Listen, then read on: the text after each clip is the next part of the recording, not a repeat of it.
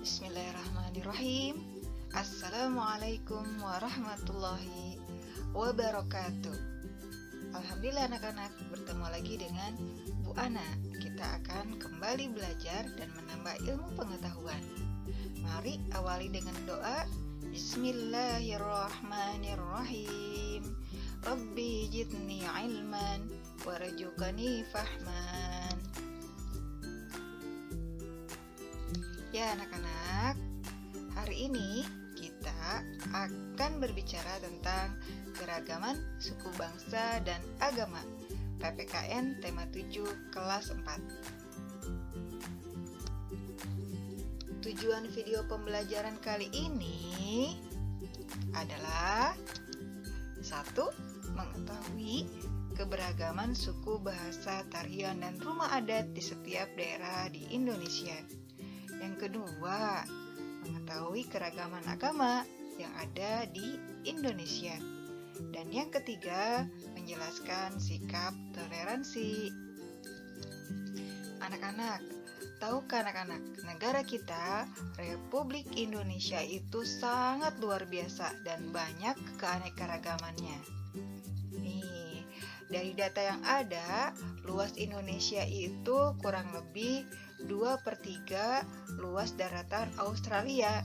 Namun, jumlah penduduk Indonesia 10 kali lipat negara Australia. Masya Allah, banyak sekali ya. Nih, data-data yang ada, Indonesia terdiri dari 13.466 pulau. Terdiri dari 1.340 suku bangsa. Itu hampir sama dengan 7 kali jumlah suku bangsa yang ada di Rusia. Dan bahasa daerah di Indonesia adalah 700 bahasa daerah. Hampir sama dengan 5 kali jumlah bahasa daerah di Indonesia. Masya Allah, luar biasa. Betapa kaya keragaman yang ada di Indonesia. Namun, kita tetap bersatu anak-anak dengan semboyan Bhinneka Tunggal Ika atau berbeda-beda tetapi satu jua. Bhinneka Tunggal Ika ini dicetuskan oleh Mpu Tantular pada abad ke-14 dan menjadi simbol persatuan bangsa kita. Keberagaman yang pertama adalah keberagaman agama. Indonesia terdiri dari 6 agama yang diakui oleh negara. 1. Masjid. Masjid ini adalah tempat ibadah agama Islam. Kitab sucinya Al-Quran, hari rayanya Idul Fitri dan Idul Adha. Pemuka agamanya kita sebut ulama atau ustadz. Agama yang kedua adalah Konghucu. Tempat ibadahnya di Klenteng. Kitab sucinya Shishugujing. Hari rayanya Imlek dan pemuka agamanya Haksu. Yang ketiga adalah agama Kristen Katolik.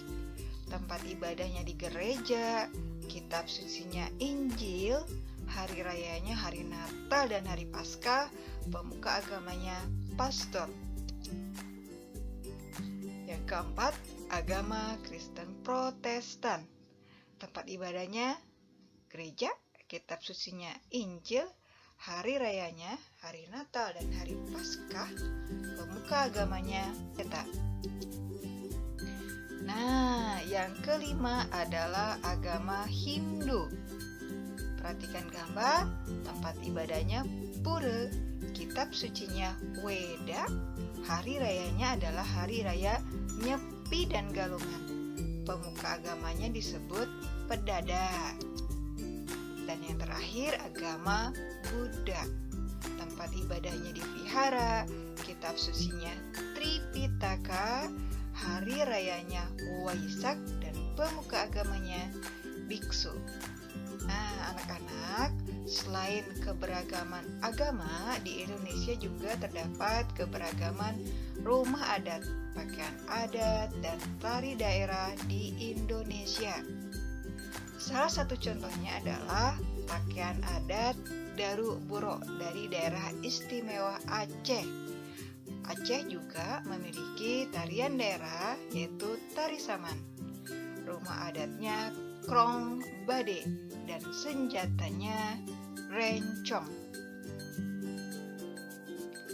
Untuk Jawa Barat, pakaian adatnya kebaya, tarinya jaipong dan merak, rumah adatnya rumah kasepuhan, dan senjatanya kujang.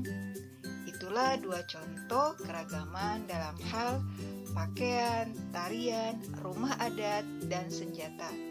Masih banyak lagi loh keragaman yang ada di Indonesia untuk pakaian adat, tarian, dan rumah adat serta senjata. Yang ketiga, keberagaman suku bangsa, bahasa daerah, dan lagu daerah. Ini 3 contoh daerah anak-anak. 1.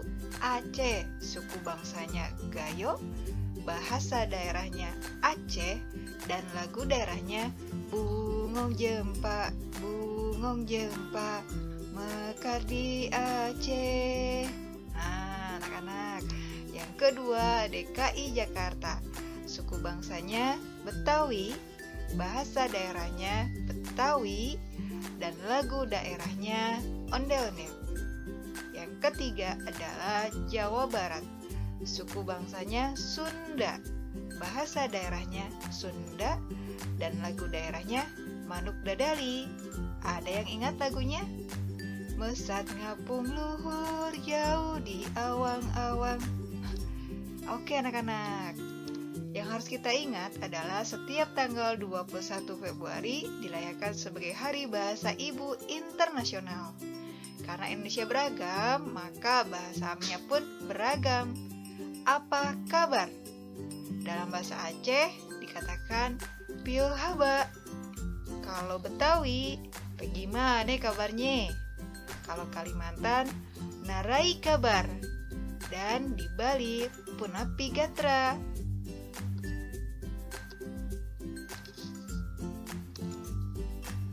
Mengapa kita harus memahami pentingnya keragaman ya anak-anak? Ya, anak-anak hebat. Kita perlu memahami arti pentingnya keragaman. Karena keragaman dalam masyarakat Indonesia adalah sebagai alat untuk mempererat persatuan dan kesatuan negara Republik Indonesia. Karenanya ada hal positif dan hal negatif tentang pentingnya keragaman ini. Nah, anak-anak, dampak negatif tidak memahami pentingnya keragaman adalah 1. Terjadi konflik. Akan ada konflik antar ras, konflik antar suku, maupun konflik antar agama. Konflik ini bisa jadi pertengkaran ya, contohnya anak-anak. Dan yang kedua adalah jika tidak memahami pentingnya keberagaman, kita akan memandang masyarakat dan kebudayaan sendiri lebih baik, serta merendahkan masyarakat dan kebudayaan lain. Namun, jika kita memahami pentingnya keragaman, akan banyak hal positif. Hal positifnya, 1. Memperkaya hasanah budaya bangsa. 2. Akan menjadi alat memperkuat persatuan dan kesatuan. Dan yang ketiga adalah identitas bangsa Indonesia di dunia.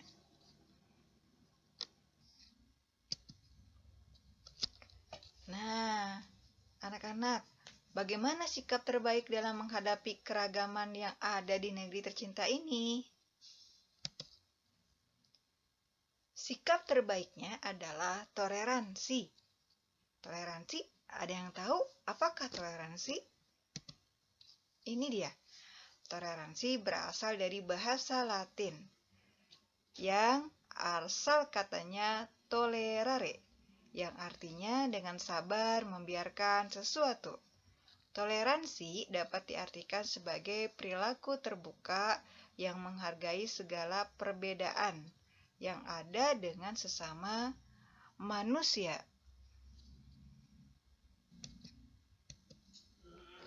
Mengapa toleransi penting ya anak-anak? Karena 1, membentuk persatuan bangsa dengan adanya toleransi. 2. Menciptakan kerukunan antar warga masyarakat. Yang ketiga, memunculkan rasa nasionalisme dan bangga terhadap bangsa dan negara Indonesia. Dan yang keempat, memperkukuh negara kesatuan Republik Indonesia. Toleransi bermacam-macam berdasarkan keragaman yang ada. 1. Toleransi dalam keragaman agama. Contohnya, tidak menghina agama orang lain, tidak memaksakan agama kepada orang lain, dan yang ketiga, menghormati agama yang diyakini oleh orang lain. Toleransi dalam keragaman suku dan ras. Anak-anak, ras adalah ciri suku bangsa yang didasarkan atas ciri fisik. Jadi, setiap suku bangsa mempunyai ras masing-masing.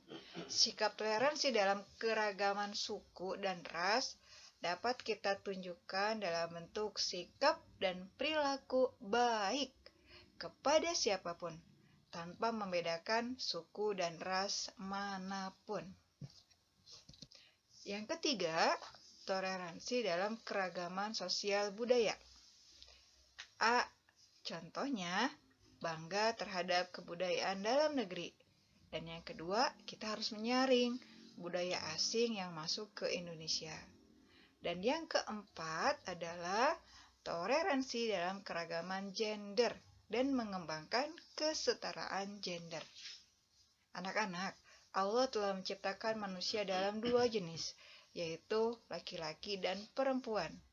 Karenanya, kita tidak membeda-bedakan teman laki-laki dan perempuan. Dan yang kedua, kita memberikan hak yang sama antara laki-laki dan perempuan.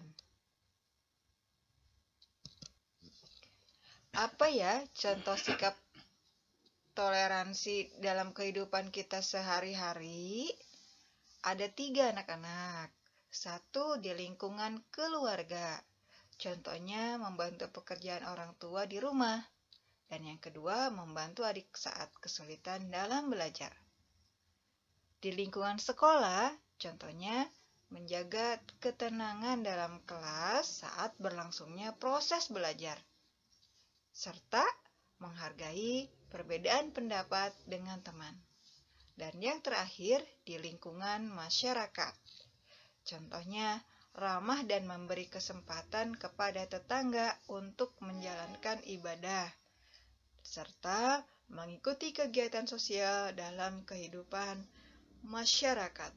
Itulah contoh toleransi dalam kehidupan kita sehari-hari.